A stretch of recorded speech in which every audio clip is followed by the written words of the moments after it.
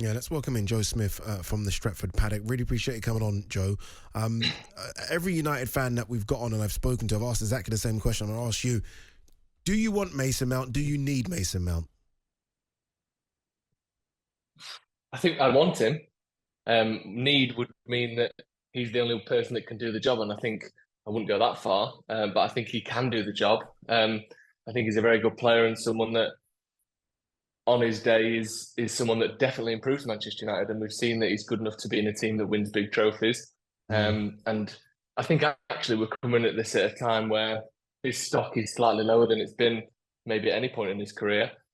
He's obviously his fee is lower than it would be most of the points in his career with the injuries and the season that he's had, and the fact that Chelsea have had the season that they've had, and he's got 1 year left on his deal. I think this is a great time to buy Mason Mount, and I think he'll improve Manchester United. Yeah, definitely.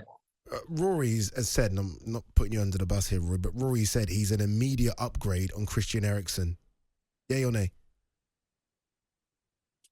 He's definitely at some things. Yeah, I don't think he's got quite that sort of, maybe the brain. I don't know if it's the brain in combination with the passing ability. I think Eriksen's one of the smartest players in the league, and the fact that he's not particularly quick and not particularly good defensively, and yet he's managed to hold down a place in this United team and thrive in this United team. And I think up to the point he went out with his ankle injury, he had the second most assists in the Premier League. But I think there's a lot of things that Mount does better than Eriksen. I think he tracks back better. I think his tackling numbers are, well, I don't think they are. His tackling numbers are a lot better. I think he's got a work rate that Eriksen can't really do week in, week out these days just because of his age. And I think he's much more of a goal threat. So I think certain games might favour Eriksen, but I do definitely think, I agree with you, Rory, that there are a lot of things that Mason Mount can do better than Christian Eriksen at this point in his career, yeah. Yeah, totally. A midfield trio of Casemiro, Bruno Fernandes and Mason Mount, that's borderline elite, isn't it? That puts you in the conversations for what? Are you hoping to launch a serious bid for the title? No, probably not. The midfield is great, but you've got to look at the front line. I think, other than Rashford, who's getting goals? I know Mount can chip in with 10, 12 goals a season, which is great, but we need someone else with 25, 30 goals a season, not just, not 10. If United were to bring in someone that could do that, even then, it's not like Man City are starting from the same place United are. They're already 2 steps ahead. So, yes, have we got better? Yes. But have we got better enough to catch Manchester City? I'm not sure. The only question I would have, and I think without a striker, this is all just nonsense anyway, because United aren't going to win the league scoring 60 goals next season. That's just not possible. But I think the one question I would have is, if City make 1 or 2 errors in who they let go, so far they've got it bang right. I thought Sterling might be a mistake. I thought Zinchenko could be. I thought Jesus, could sort of bite them in the arm. But they were all correct to sell. If Gundogan, Bernardo Silva, you're looking at maybe Laporte, you're looking at maybe Kyle Walker, if they let all of these players go and it turns out actually you've made a mistake there, and if they've made a mistake with 1 or maybe even 2 of those, maybe then someone else can come in with the title challenge. I'm not necessarily saying it's Man United, but once again, we start the season, or we will start the season with it being City's to lose. So I'm not going to put United challenging just yet, but I think we'll definitely improve if we do sign Mason Mount. You say all that, Joe, and it just seems so obvious to me, and I guess obvious to everyone listening. Why have United not made a bid for Harry Kane? Like, why have you not gone all out, all attack, and say, okay, that's the man that's guaranteeing you 25 to 30 goals? Me and Roy have always been saying this, that if Sir Alex Ferguson was still at United, Harry Kane's a United player immediately. It's not even a question. He's taking him, and he's paying Tottenham whatever they want. But Harry Kane wanted, sorry, not Harry Kane, Sir Alex Ferguson wanted Gareth Bale from Tottenham, and he didn't get him. There are other factors at play here, and Sir Alex didn't get everyone he wanted. I think maybe I understand the point. We've done that in the past. We've taken big teams, big players off them. But there doesn't even seem to be a want. Sir Alex, there doesn't even seem to be a want for him. Like you mentioned, Sir Alex, there wanted Gareth Bale and he didn't get him fair dues. But there was a want. We all knew that there was a want, and Alan Shearer a want. There doesn't even seem to be a rumour about Harry Kane, and that's the missing piece of the puzzle right now, isn't it? Well, the rumour that I've been seeing since the start of the window is that United would like him, but deem it that they won't be able to sign him. That Daniel Levy's playing hardball, he won't sell him to a Premier League rival, except, the same thing we've heard out of Tottenham about Harry Kane for the last decade, pretty much. We saw him sort of kick up a little bit of a fuss and try and make a move to City a little while ago, and that didn't work out either. And the reason United can't do what they did under Sir Alex is because we no longer have Sir Alex. You know, the club isn't what it was. There aren't many men like Alex Ferguson in football, and actually, I'd argue there is no one like Sir Alex Ferguson. So we can't always hope to do what he did because he isn't here. And unfortunately for United, that's just the reality.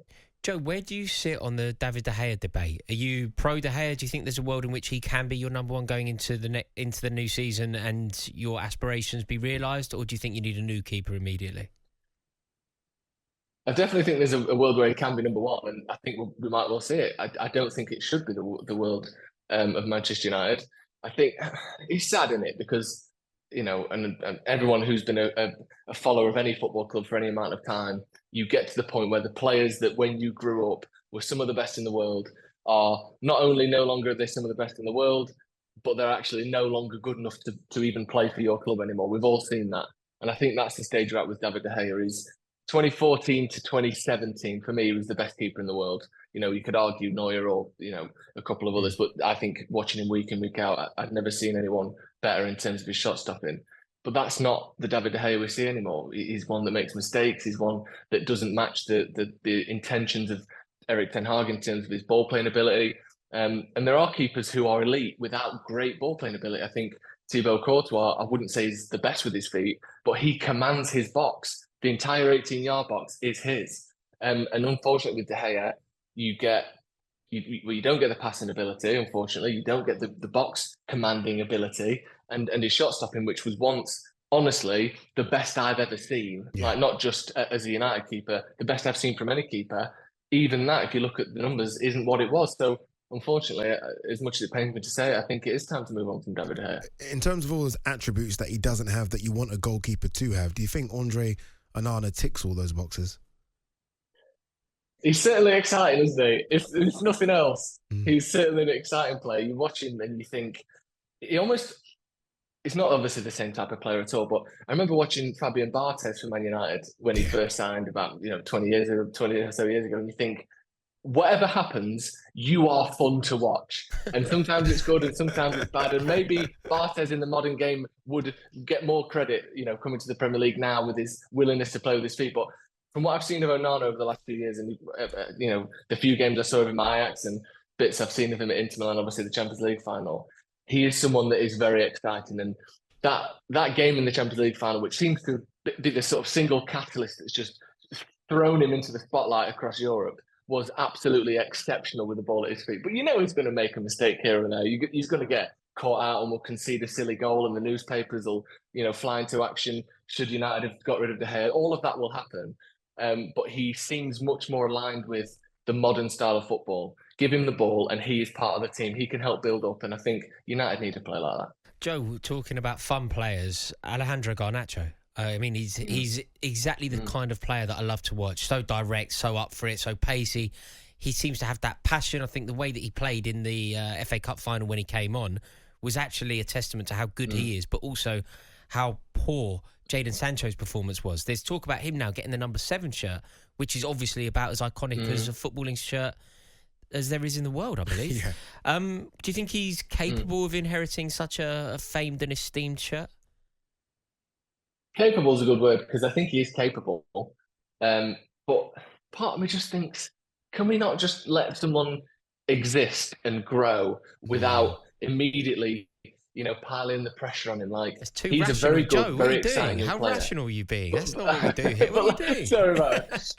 But like you said, though, like, he's so direct. He wants to do something every time he gets the ball. And when you're 18 and that is the expectation, that is fantastic. And he looks brilliant. But when you're 21, 22, 23, and you are tasked with breaking down defences and keeping possession and being a functional player in a team that holds 60% of the ball, and you are running into defenders over and over again, and you're the number 7, people start going, he's wasted the ball a lot, Garnacho, doesn't he? He's very wasteful on the ball. And all of a sudden that rhetoric and that language that is being used, like you said, what goes from being exciting all of a sudden becomes wasteful and becomes,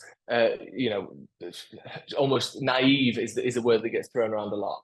And I just hope that we don't go, right, you're the number 7, and that tells the world right, he's ready for criticism now. He's established. Go after him like he's, a Marcus Rashford or someone like that. He's a young player who I think needs another year or two of being allowed to be a young player without giving him this absolutely colossal amount of pressure that is the number 7 shirt. However, like I said before, I think he is capable of filling those shoes if we can somehow get the balance right. Final one, Joe. In Rory there giving positivity to Garnacho, he definitely had a little dig at Jadon Sancho. And look, a lot of United fans have had a dig at him as well. Yeah. What for Jadon Sancho next season? Does he get another season, or do you think it's maybe time to move on?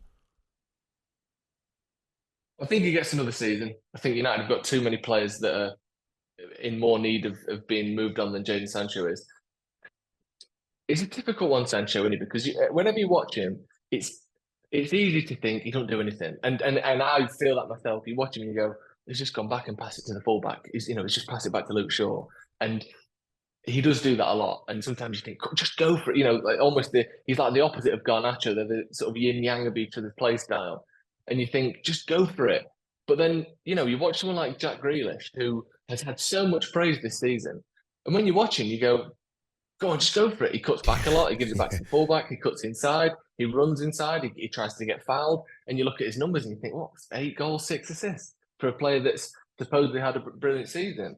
And I think there is a world where Jadon Sancho's skill set is more appreciated. And if you put him in a successful team or a team with a top striker next to him, and all of a sudden what is 6 goals, 5 assists becomes 8 goals, 10 assists, then I think people will look at him in a different way. I just hope that.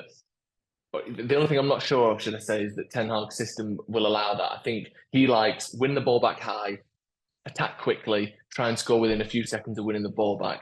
And I'm not sure Sancho's style is like that. But I do think his style is sort of perhaps criticised a bit more than it deserves to be, because he looks a bit like, he's not trying a lot. But there are plenty of players who are playing at the top level who don't try and skin their man every time they get the ball. But that's just not the focus for Sancho. And like I said, maybe his demeanour, his body language, I don't know what it is. Certain players make it, people find it easy to criticise them, and I think Sancho's one of them. Yeah, cost 75 million, Joe. That's probably why they criticise him a lot as well. Joe Smith, presenter of Stretford Paddock. Appreciate you coming on, Joe. As always, my man, thank you very much. On AM, on DAB, via the talkSPORT app, and on your smart speaker. talkSPORT.